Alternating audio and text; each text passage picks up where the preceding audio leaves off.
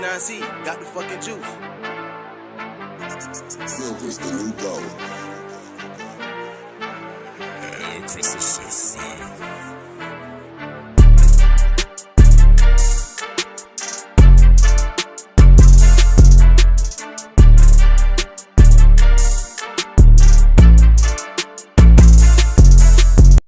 What is going on, everyone? Welcome back to another episode of JT Sports Live. I'm your host, JT. Hope everybody's doing well on this wonderful Wednesday afternoon. We got a lot going on in the NFL world right now. The Ravens have suspended wide receiver Diontae Johnson.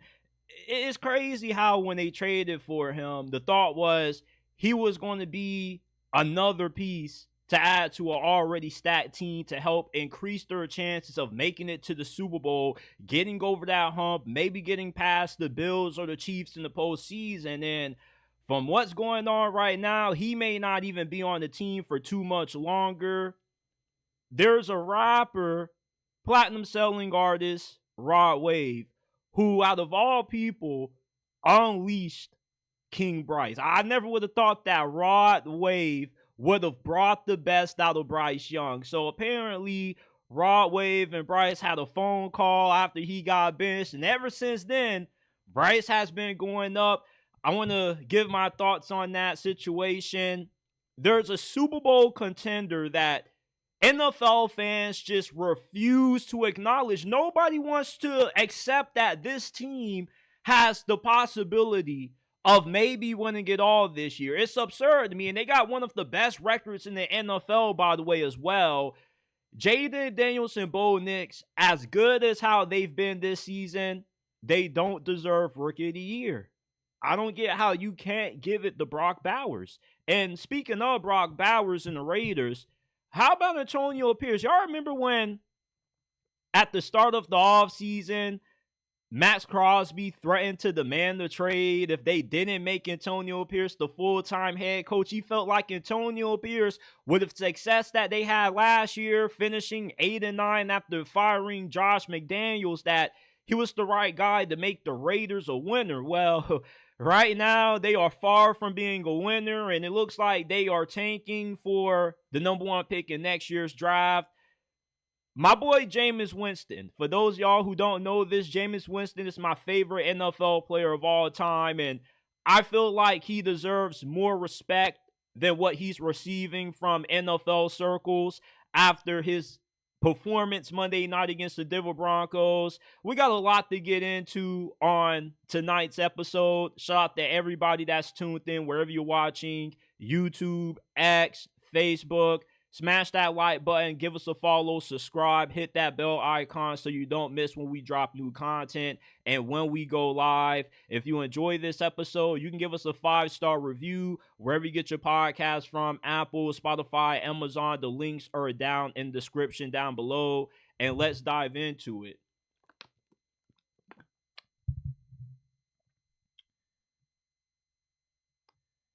Now, a few weeks ago, around the trade deadline, the Ravens made a big move that a lot of us thought was going to be another piece to add to an already overpowered team to increase their chances of being able to win it all. That was trading for receiver Diontae Johnson, who was having a really good season with the Carolina Panthers.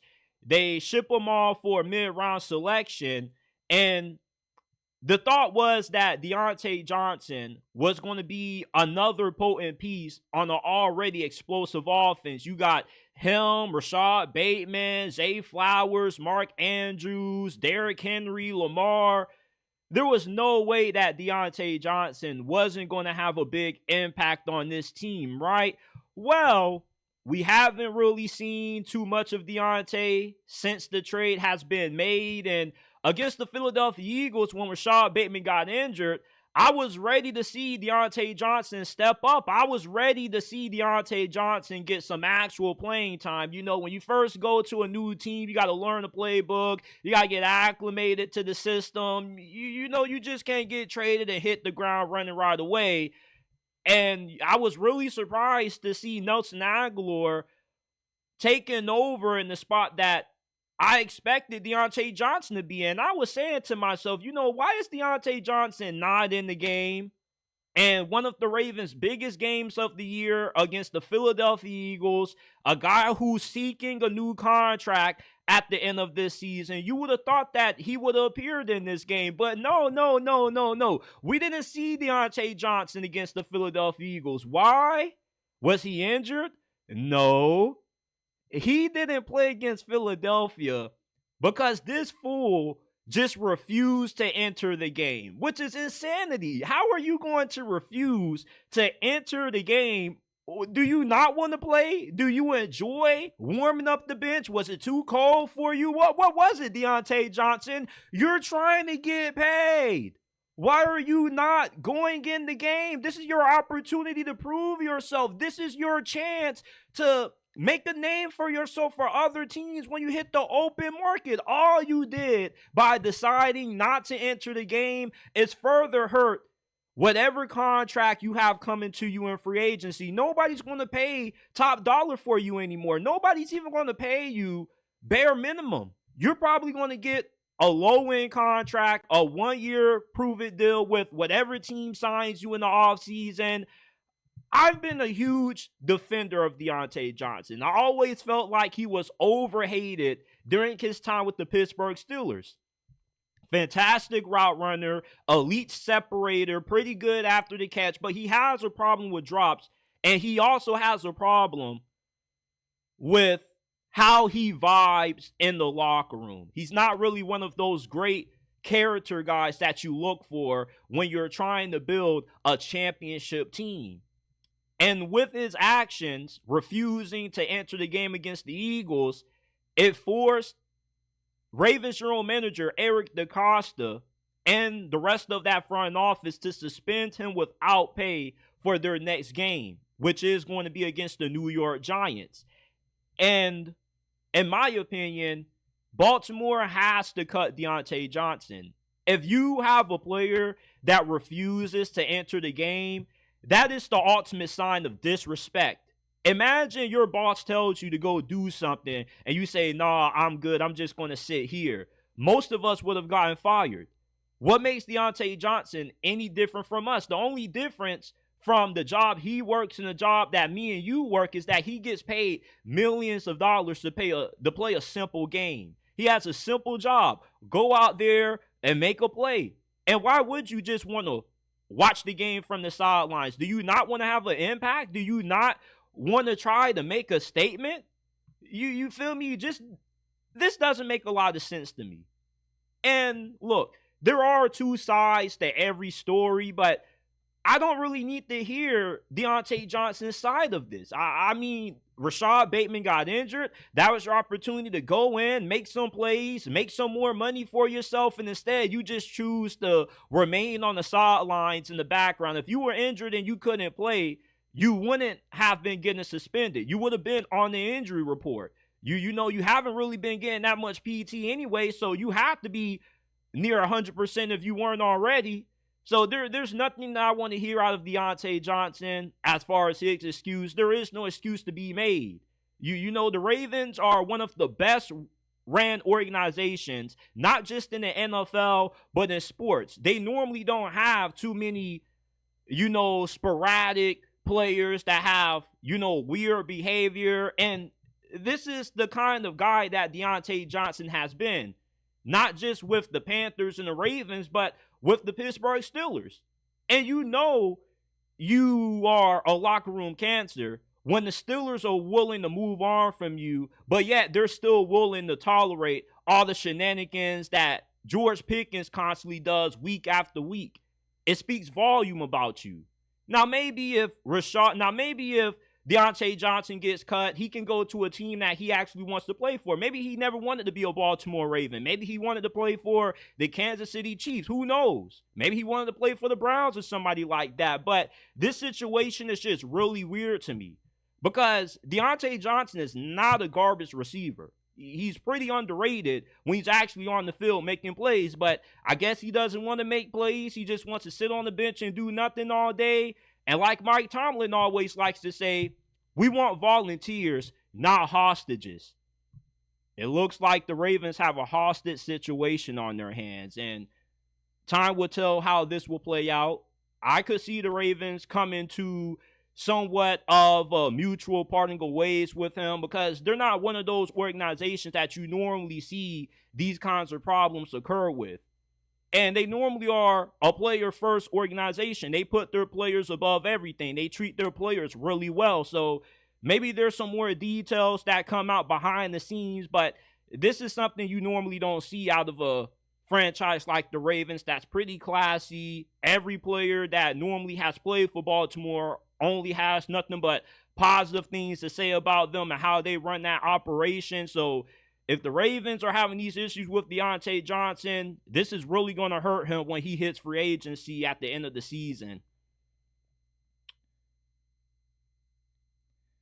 Now, imagine me telling you that there is a team that is 10-2, tied for the second best record in the league, has a top 10 defense, has a top 10 quarterback, and yet NFL fans refuse to acknowledge this team as a Super Bowl contender. When you hear people talk about all of the teams that could possibly win it all, Kansas City for the third straight time, the Bills, the Ravens, the Steelers, the Eagles, the Detroit Lions, the Packers, people tend to just ignore the Minnesota Vikings for some reason. And I really don't know why a lot of people just act like the Vikings are just a fraud team, they're a fluke, and they're not to be taken seriously when it comes to the Super Bowl conversation. Sam Darnold is a legit quarterback this year.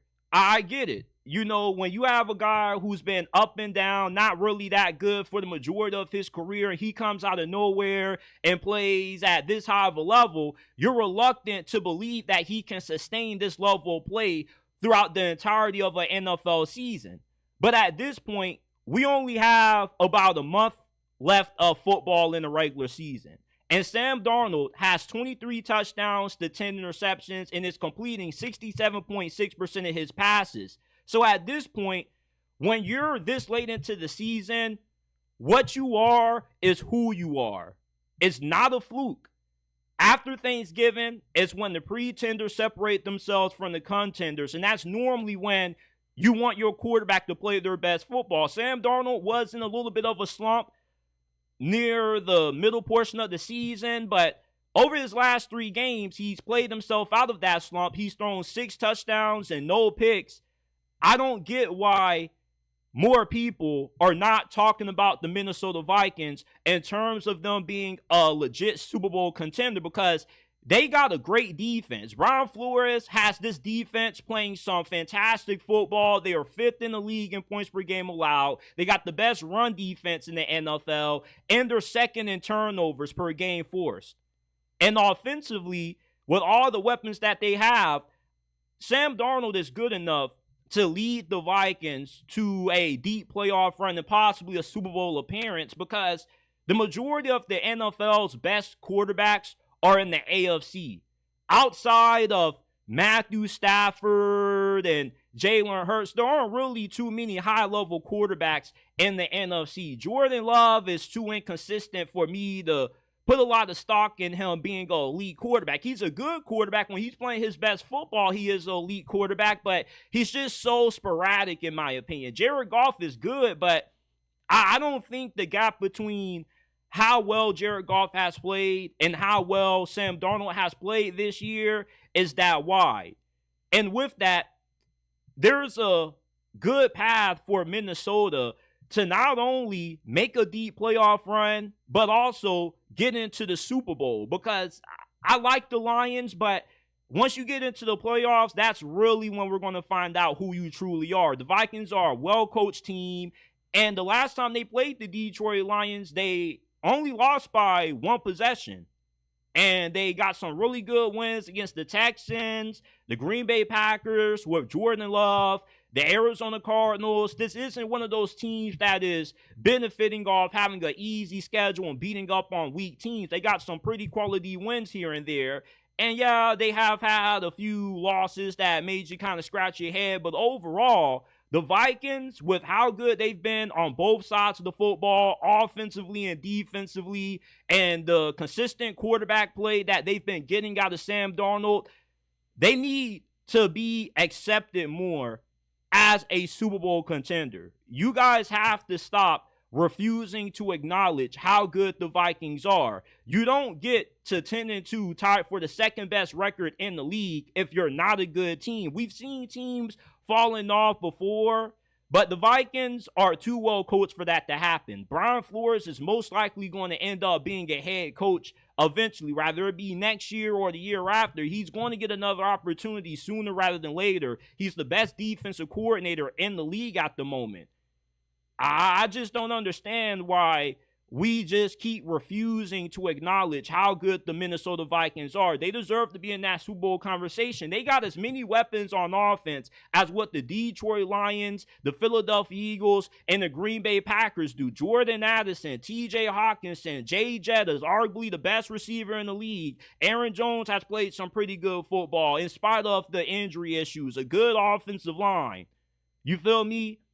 Why is it that we are just reluctant to accept how good this team is when in the NFC in the past, the Vikings went to the conference championship game with Case Keenum at quarterback. Nick Foles led the Philadelphia Eagles to a Super Bowl win over the Patriots and Tom freaking Brady.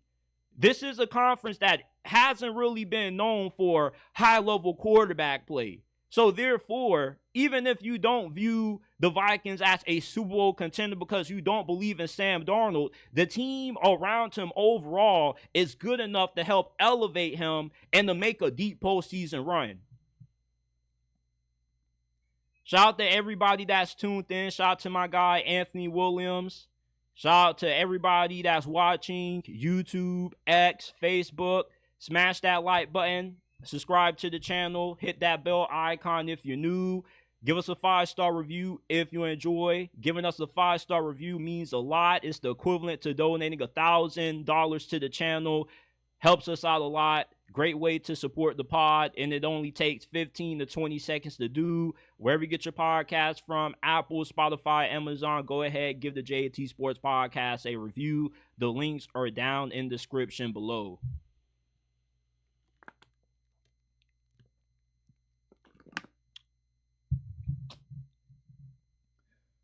Who do you guys think deserves Offensive Rookie of the Year this season? Bo Nix and Jayden Daniels have been fantastic.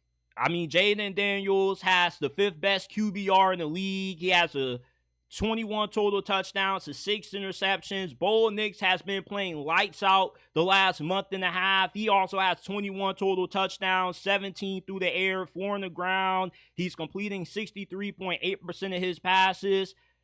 I personally, as good as what these two quarterbacks have been, don't believe that either one deserves to win Rookie of the Year. I wouldn't give Rookie of the Year to Jayden Daniels or Bo Nix. I would give it to Brock Bowers. And a lot of people have been overlooking just how fantastic of a season Brock Bowers has been having because he plays on the Las Vegas Raiders, who are irrelevant because they're tanking for the first pick in next year's draft. But you look at Brock Bowers' numbers, he leads the league in receptions with 84. He's 4th in receiving yards with 884. He has 4 touchdowns, and he has 113 targets, which makes him the 4th most targeted tight end receiver in the league. What Brock Bowers is doing for a rookie tight end is something that we've never seen before. One of the hardest positions to play in your first year in the National Football League is tight end because it's a complex position. Compared to playing defensive end, wide receiver, there's a lot that you have to do to play at this high of a level as what Brock Bowers is right now. Tight ends, not only do they have to know how to pass block and run block, but they need to know the entire route tree as a receiver, their own positional route tree. There's just a lot that goes into becoming a good tight end. And for Brock Bowers to already be this good as a rookie is a sign that the Raiders got one of the biggest steals in the NFL draft. This was one of the best players coming out of the 2024 NFL draft. The fact that the Raiders were able to get him where they did was a huge steal on their behalf. And as good as what Jayden Daniels and Bo Nix are, Offensive Rookie of the Year isn't a quarterback-driven award, and it shouldn't be. Same thing with the MVP and Offensive Player of the Year award. These awards deserve to go to the best player. And Brock Bowers, for his position, has been the best tight end in the NFL this year. He has better numbers than Travis Kelce and George Kittle and any of the other best tight ends. For a guy to come in and dominate on a team this bad, do any of y'all even know who the Raiders quarterback is? It's Aiden O'Connell. Not only has Brock Bowers been going off with Aiden O'Connell, but he was going off for Gardner Minshew and whoever else they've been throwing back there at quarterback. He's been the only reliable weapon that the Raiders have had on offense this year. And he's been the only bright spot for what's been a dark season for Raiders Nation. You know, Brock Bowers deserves to win Offensive Rookie of the Year. He's on pace to have 1,200 receiving yards, over 100 receptions. These are insane statistics to see out of a first-year tight end. Do you guys not know how hard it is to transition from college to pro, playing the tight end position? There is so much that you have to learn. And for most quarterbacks, yeah, they can come on right out the gate because there's more you can do to help make the transition easier. But for a lot of tight ends, they normally don't play at the level that Brock Bowers is right now until their third or fourth seasons. Because it takes a while to learn the nuances of playing tight end in the NFL. Brock Bowers, you know, I had a homie, my guy Juice, who came to me a few days ago and he said, JT, Bo Nix and Jayden Daniels are not the Rookie of the Year. I was like, what the hell are you talking about? Yes, they are. Who's better than them? He said Brock Bowers. And at first, I disagreed with him. I was like, nah, bro, like quarterback just means more. But when I thought about it, I was like, you know, there is a fair argument to be made for Brock Bowers winning Offensive Rookie of the Year. This is not an award that should just be given to whoever is the best quarterback. Although the quarterback position is the most important when it comes to determining the wins and the losses, what Brock Bowers is doing is something that we've never seen a rookie tight end do before. He is top 5 in every statistical category but touchdowns, and he's not even a receiver. He's a tight end putting up wide receiver 1 numbers. Could you imagine how good Brock Bowers would be right now if he had an actual quarterback? He may be leading the NFL receiving yards right now. He's doing this on the most irrelevant team in the NFL, and I think that's the big reason why so many of us have kind of overlooked how good this guy has been. And it didn't take me until somebody that I played in one of my fantasy leagues just blowing me out with Brock Bowers scoring like 30, 40 points on me to realize how good he's been this year. Because let's be honest, nobody is watching the Raiders play. Nobody is really paying attention to what he's doing. So it's fair for him to be overlooked for Jayden Daniels and Bo Nix, who both have their teams and prime position to make it to the postseason. And they've also had really stellar rookie campaigns. But Brock Bowers, what he is doing right now is unprecedented. Number 1 in receptions, 4th in receiving yards. He's 4th in targets. You got to give Brock Bowers Offensive Rookie of the Year if he continues this level of play up for the last couple of games of the season. He's been the only bright spot on the Raiders this year outside of Max Crosby.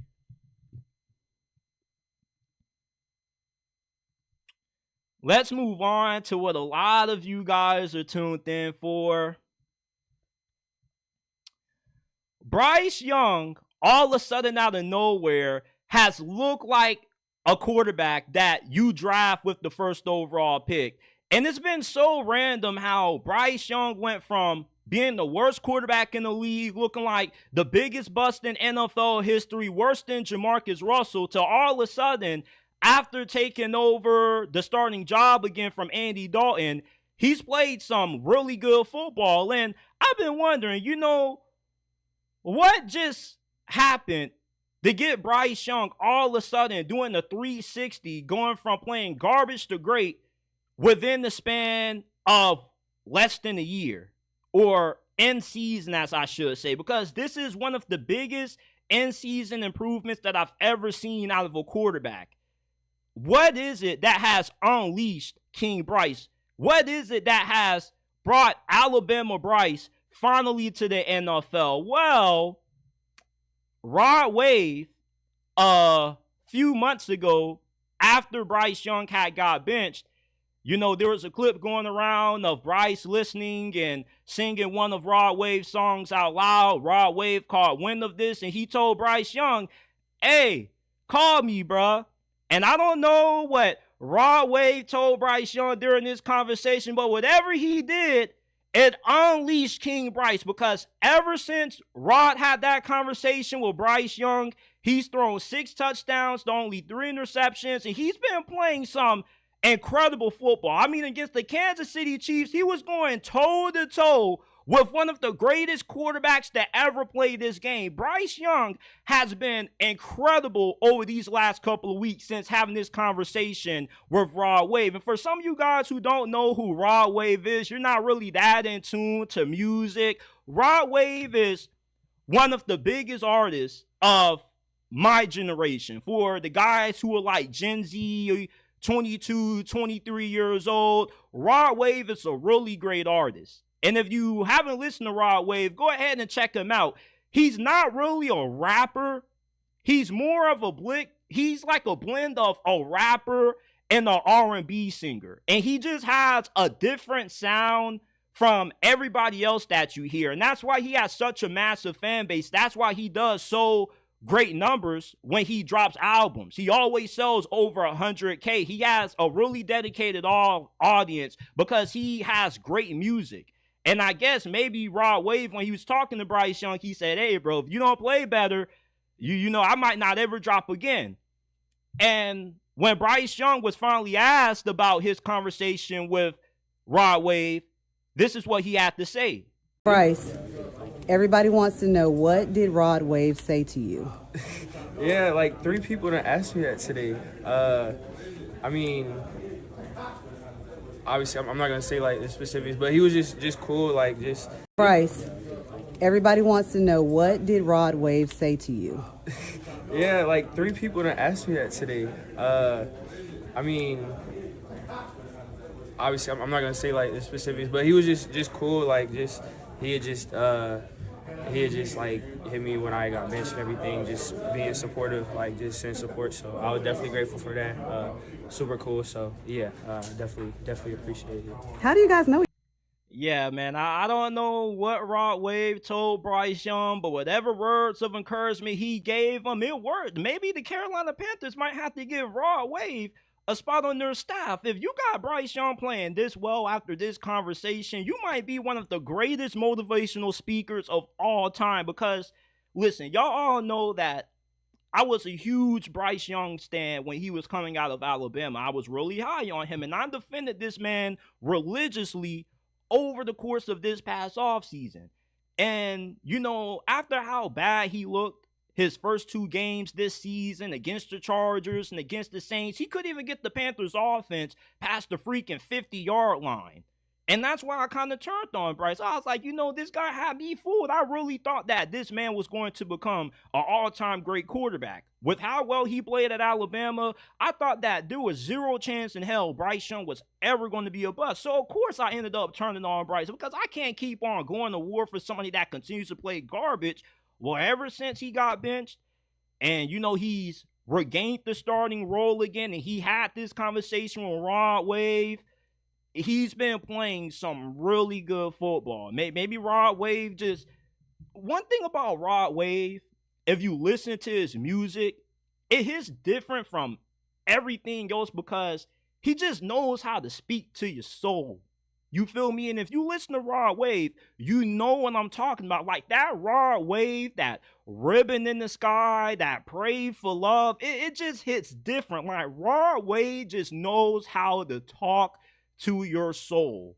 He knows how to make you feel a certain kind of way. And maybe when he was talking to Bryce, he was saying, hey, Bryce, like, look, dark times don't last forever. The sun is going to shine again. I don't know what he told Bryce Young, but this man, Bryce Young, has been balling ever since Rod Wave talked to him, man. The Carolina Panthers need to give this guy lifelong tickets because whatever he did, it just it just flipped Bryce Young. Now, Bryce Young at the same time, during his benching and his poor performances to start this year, he was going through a lot personally.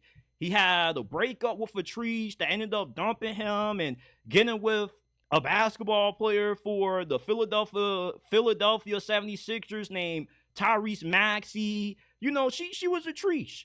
And, for a guy like Bryce Young, he looks like a guy that probably takes breakups to heart. And breakups are hard for any of us.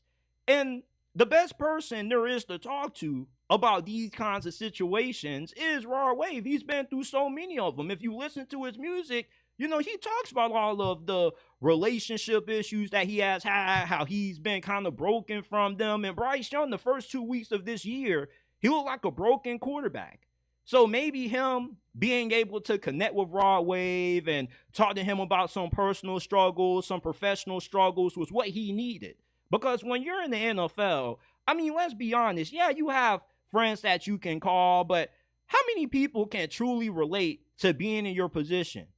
Better than a famous rapper who knows what it feels like to have high expectations and, people expect so much from you and you're unable to live up to them or you're struggling to adjust. You feel me? I felt like Rod Wave really had a big impact on Bryce Young being able to turn this season around because, it was looking really bad for Bryce at one point. He went from looking like worse than Jamarcus Russell to all of a sudden going toe-to-toe with Patrick Mahomes.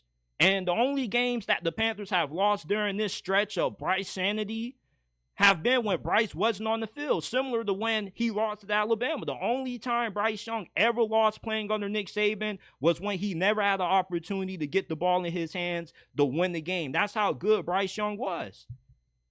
I don't know what Rod Wave told Bryce Young. I really would love to know because he must have talked some magic into Bryce Young because he has unleashed Alabama Bryce. King Bryce has finally arrived in the NFL, and Rod Wave, he's a big part of why he's playing this good.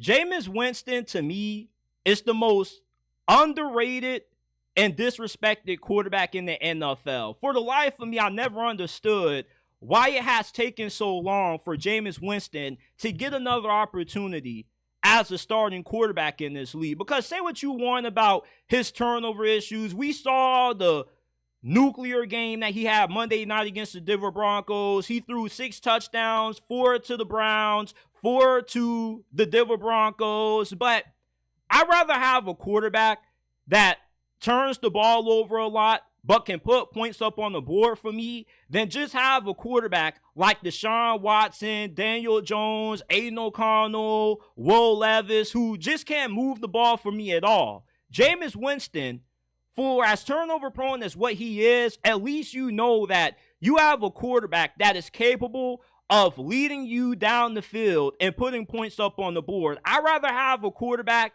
that takes a lot of risk than have a quarterback that just does nothing but throw checkdowns all game. Jameis Winston has 11 touchdowns to 7 interceptions this year.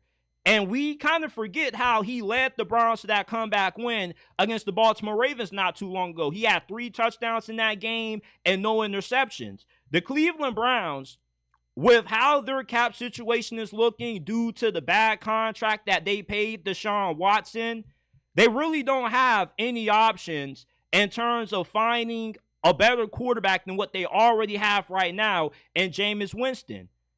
Jameis Winston, you can bring him back on a pretty reasonable contract. You're not going to be able to draft Cam Ward or Shedeur Sanders, 2 of the best quarterbacks coming out of the 2025 quarterback class. And if you can't get one of those guys, then there is no point in you drafting a quarterback in the first round at all because you already have a quarterback in Jameis Winston that is good enough to lead you to the playoffs. You see, the thing with Jameis Winston is that to win with him, you have to be able to limit the reckless. And the way to do that is by only allowing him to throw the ball no more than 25 times.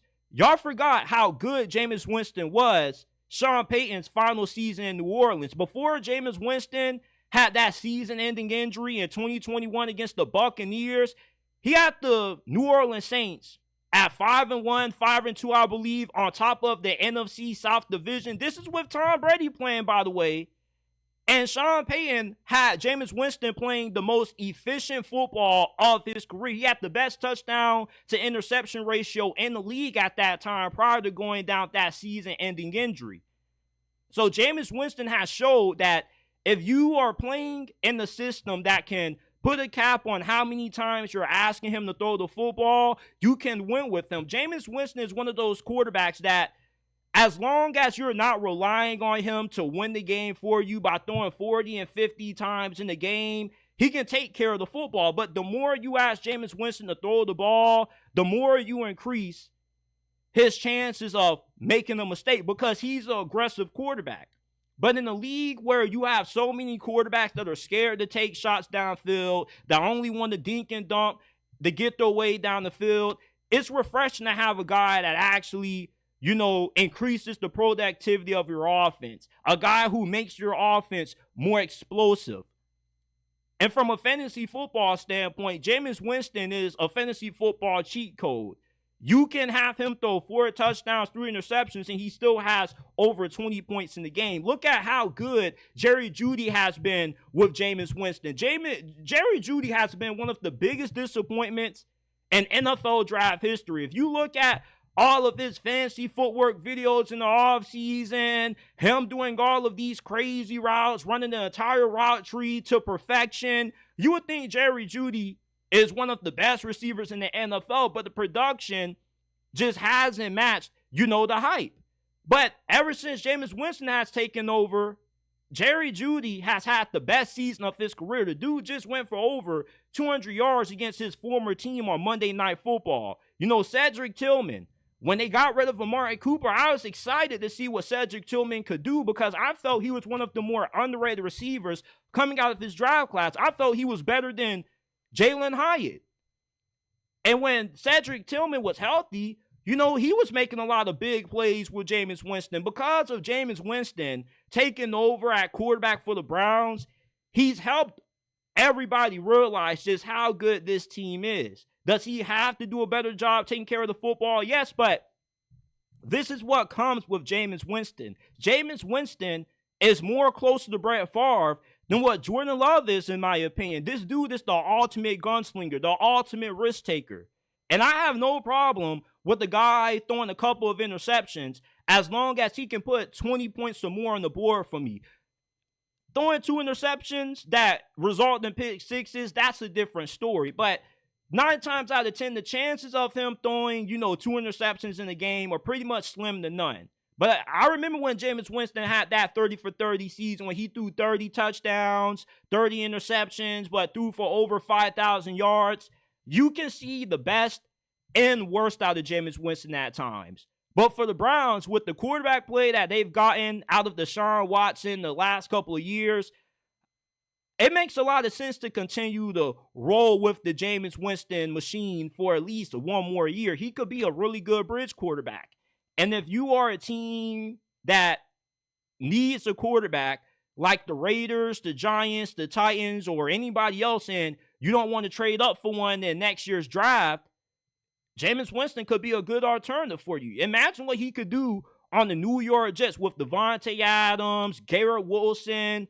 The Jets got a really good team. And right now, to me, Jameis Winston, there's about, 7 quarterbacks that I could see Jameis Winston starting over right now. I couldn't name them all because we don't got enough time for that. But I've always been surprised at how Jameis Winston has been viewed because despite the interceptions, at least he moves the ball down the field. You got guys like Kenny Pickett who've been starting and Mason Rudolph, Will Levis, who just the offense just can't get going with those guys at quarterback. At least with Jameis, you know that you're guaranteed to at least get the 20 points. And Jameis Winston has had some good performances against some of the better teams in the league. Remember when he led the Browns to that win over the Steelers on Thursday Night Football, playing in the middle of a freaking blizzard?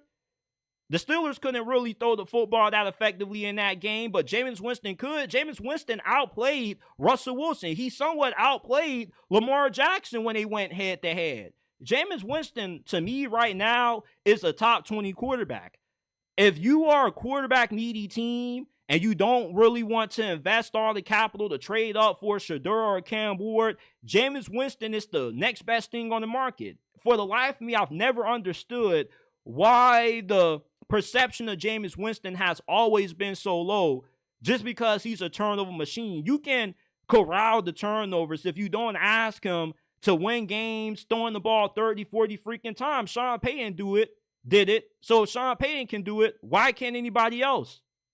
Jameis Winston is so underappreciated and so disrespected with how he's viewed by NFL fans. I was seeing Browns fans on X talking about how they don't want Jameis Winston back. Like, what do you mean you don't want Jameis Winston back? You really want to see what DTR has? We know what DTR has. Nothing. He's a third stringer. He's right where he belongs. Jameis Winston is the best that the Browns can do at quarterback. Shedeur and Cam Ward are not going to want to play for you. You are a dysfunctional franchise.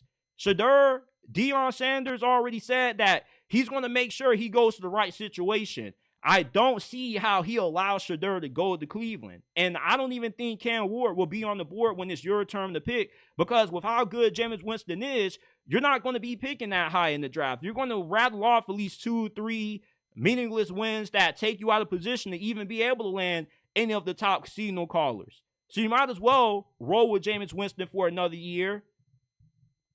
Listen, if you are the Giants or the Raiders or somebody, you should have picked up Jameis Winston in the offseason. I was really surprised that the Giants signed Drew Lock instead of Jameis. I was shocked that the Raiders went with Gardner Minshew over Jameis Winston because he moves the ball downfield. He may have a lot of interceptions, but at least he put points up on the board for you. If you have a good defense that can make up for the turnovers, you know, you can win games with Jameis Winston. And in spite of all of the interceptions that Jameis Winston has thrown this season with the Browns, he's been better taking care of the football now than what he ever was with the Buccaneers. I mean, this dude was just a turnover magnet. At least this season, he's had some games where he hasn't thrown an interception, or he's only thrown one interception. And he's an incredible guy to have in your locker room. When you listen to the pregame speeches, yeah, they might sound a little bit, you know, obnoxious, you know, a little bit corny to some people. I love his pregame speeches.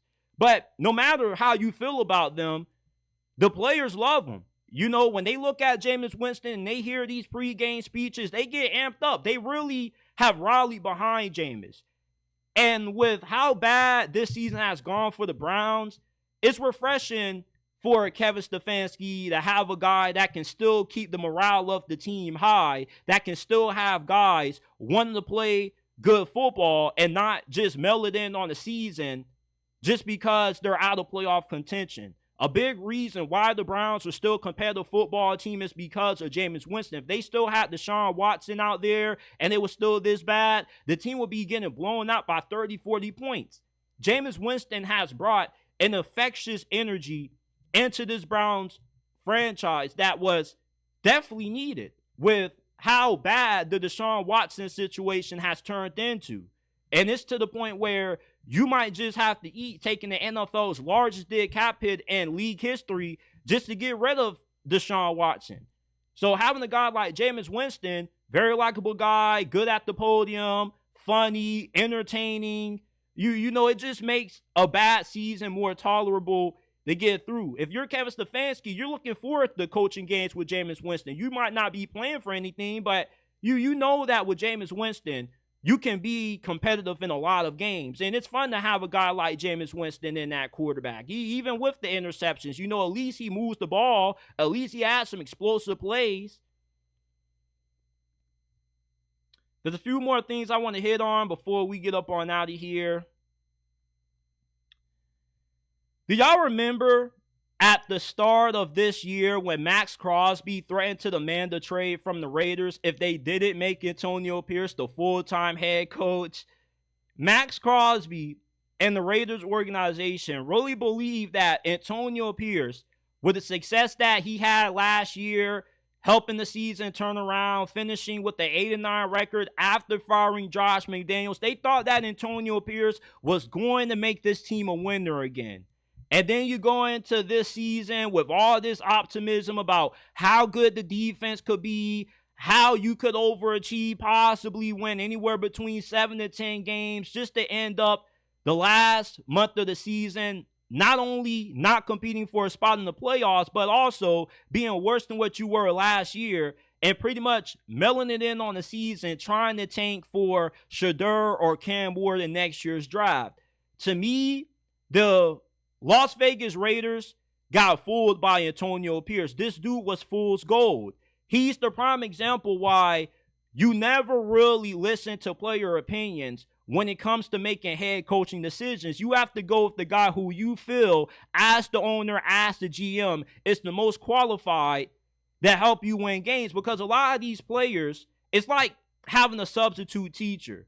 You know, having a substitute teacher, it feels good to have them around until you realize that they're just a good substitute teacher. They don't actually have what it takes to be a permanent teacher, because they're not really that good at being a permanent teacher. They're that good at being a substitute teacher, just getting you by until your real teacher comes back.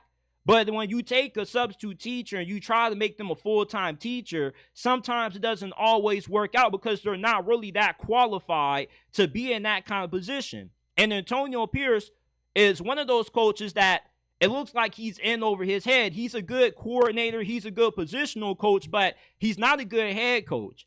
And if you want a good example of what I mean by this, look at how they lost to the Kansas City Chiefs in that Black Friday game. I thought that when the Raiders had that opportunity to come back and they could have won that game, maybe being able to get that game-winning field goal, you felt really confident about their chances walking away with that win. But in my head, I was telling myself, the Raiders are going to find a way to lose this. I don't know how they're going to find a way to blow it, but they're going to blow it some way, somehow. And when you have a poorly coached team, you just find ways to lose games that you should have won.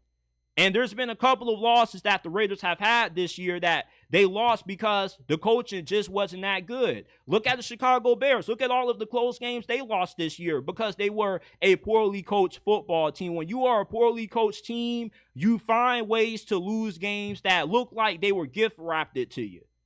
I love Antonio Pierce as a person. I think that he's good on the podium, but it just looks like, you know, being a head coach is something that he just doesn't look like he's all that qualified to be. And he wasn't really a coordinator. You know, he was like a positional coach or something like that prior to getting this head coaching opportunity. So he doesn't really have a lot of experience being a head coach, and he's learning on the job. And the hires that he made, bringing in Luke Getsy, once he hired Luke Getsy, I knew this season was going to be a disaster. I have faith that he could be a good head coach. You know, he wanted Cliff Kingsbury, but the Commanders were just willing to pay more than what the Raiders were, and that's why they didn't get him. He wanted to trade up for Jayden Daniels. He knew what he was walking into this season.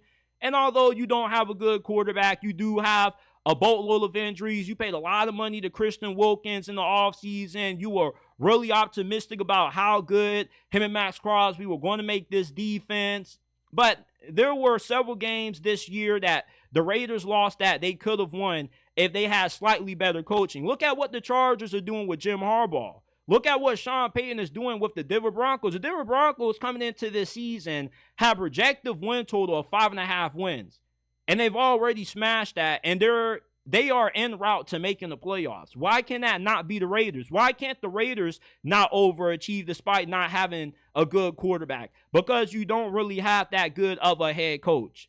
At best, you were hoping that Antonio Pierce could be a bootleg version of Mike Tomlin. But when you don't have a good quarterback and you got a young head coach, it's hard to win. The Raiders, they got fool's gold when they hired Antonio Pierce. This is it for this episode. Or I got one more thing. Almost forgot. So over the last couple of weeks, a lot of my homies have been hitting me up and telling me, JT, the Kansas City Chiefs are not going to three-peat this year. And I always ask them, why do you feel this way? And they say, JT, look how they are winning these games. They barely beat the Carolina Panthers. They got lucky against the Raiders and the Denver Broncos. They are not a good team. And here's what a lot of people get wrong about the Kansas City Chiefs. You cannot judge this team and how far they're going to go in the playoffs based off what they do in the regular season. Remember last year, they were worse last season than what they were this season. They get into the wild card round and they run the table. They beat the Miami Dolphins. They go on the road, kick the Bills' ass. They smash Lamar Jackson, the Ravens in the AFC Championship, and they end up somehow, some way finding a way to win the Super Bowl despite them not playing their best football during the regular season. You see, with Kansas City, they are a team that they don't really take the regular season seriously. They just do enough to get by. When the playoffs comes around, however, that's when they flip that switch and they play their best football, because you want to play your best football during the month of January, because that's when it matters the most. When Patrick Mahomes has to step up and make big plays and play good football, he does it in the biggest moments when it matters the most, which is in the playoffs. Legends are made in the playoffs for a reason. That's always been the saying. Why do you think Eli Manning's going to be in the Hall of Fame? Because he's always played great football in the playoffs. Same thing with Tom Brady. The Chiefs are not a team that you can judge how good they're going to be in the postseason based off what they do in the regular season, because they are obviously a way different team come playoff time than what they are in the regular season. You are going to see a different Chiefs team come playoff time than what you're seeing right now, when there's a possibility that they get Hollywood Brown back. Hollywood Brown with Xavier Worthy and DeAndre Hopkins and Travis Kelce. Remember, Travis Kelce was washed during last year's regular season. He was a far cry from the player that we've seen so many years in his prime. But come playoff time, he was making all kinds of crazy plays, going off for big performances. The Chiefs are just one of those teams that it doesn't matter what they do in the regular season, because you got to look at the bigger picture with certain things. Certain things are not about the moment. Certain things are about playing for a bigger goal. And the Chiefs, they don't care about dominating in the regular season. They just want to win enough to get to the playoffs, maybe get home field advantage, and that's all they care about. They care about playing their best football when it matters the most, which is the postseason. That's all that should really matter. And right now, there's not a single team in the AFC that I trust to knock off Kansas City in the playoffs. Do you trust the Buffalo Bills to do it? I don't. They failed countless times. Why should this be any differently? You keep telling yourself this is the year that the Bills can finally do it. This is the year that the Ravens can finally do it. We've been saying this for the last 2-3 years about these squads, and yet they still have been unable to do it. The only quarterback right now that has a postseason win against Patrick Mahomes is not going to make it to the playoffs, and that is Joe Burrow. Joe Burrow is the Patrick Mahomes stopper. He is the only active quarterback that has played Mahomes tough in the postseason. The only quarterback that has beaten Mahomes in the postseason has been Tom Brady. Do you know that Kansas City, since Patrick Mahomes has been the starting quarterback, has been to the AFC Championship every single season? Every year, they're guaranteed to be one game shy of making it to the Super Bowl. That is just a different level of dominance. Patrick Mahomes is similar to what Michael Jordan was with the Chicago Bulls in the 90s. The only time teams won the NBA Finals during the 90s was when Michael Jordan retired. He retired, played baseball, went golfing, and came back and won 3 more after he won 3 the first time before he retired. That's how dominant Michael Jordan was. There were a lot of good players like Karl Malone, John Stockton, Charles Barkley, who were unable to win championships because of how dominant Michael Jordan was as a player. Patrick Mahomes could go down being the greatest quarterback of all time with several Super Bowl rings, and yet Lamar Jackson, Josh Allen are some of the greatest quarterback talents ever, and yet they could be ringless because they can't get past Patrick Mahomes. You feel me? That's why I kind of feel like it's a little bit disrespectful to count out Kansas City. You got to give this team the respect they deserve. You can't judge them by what they do in the regular season. We've seen plenty of teams dominate the regular season like the Cowboys do and always come up shy in the postseason. I'd rather a team struggle in the regular season and play their best football come playoff time, because that's when it matters the most. And I really don't see any team being able to stop the Chiefs from three-peating this year, or at least keeping them from making it to the Super Bowl. Maybe the Lions can stop Kansas City. Maybe the Eagles could do it in a rematch. But I don't trust the Ravens, the Bills, and I definitely don't trust the Pittsburgh Steelers. When has a Mike Tomlin defense ever shut down an elite quarterback in the playoffs? It's never happened. At least not in the last 14 years that I've been a Steelers fan, this happened. You know, I still have nightmares of Tom Brady ripping apart Mike Tomlin's defenses. Look, as much as I don't want to see the Chiefs three-peat this year, I've just already come to the reality that it's going to happen. Because you're better off betting on them winning than betting against them. Because you just really don't know who's going to be able to knock them off. I understand where a lot of you come from with the mindset that Kansas City, they can't win it all every year. I understand that. You would think they would have a few years when they aren't as dominant. But even when they aren't as good, they still find ways to at least get a step close to the Super Bowl. You know, like when they've lost in the AFC Championship, it was to either Tom Brady or Joe Burrow. That was it. So no matter how bad their season is, the fact that, you know, they can always come every single season, one game shy of making it to the Super Bowl, shows you that the Chiefs deserve the benefit of a doubt. It doesn't matter how they look in the regular season. You just have to tell yourself that once they get to the playoffs, this is going to be a different team. And they deserve that. Because look at what they've done every single year. You know, I remember I betted with one of my homies $100 that the Chiefs were going to beat Miami. He really thought that the Chiefs were going to lose to the Miami Dolphins. And then he lost another $50 again, thinking that the Ravens were going to be able to beat Kansas City. He thought that Baltimore was going to blow out Patrick Mahomes and the Chiefs. And look how that turned out. You know, the Chiefs are just one of those teams that you just can't count out.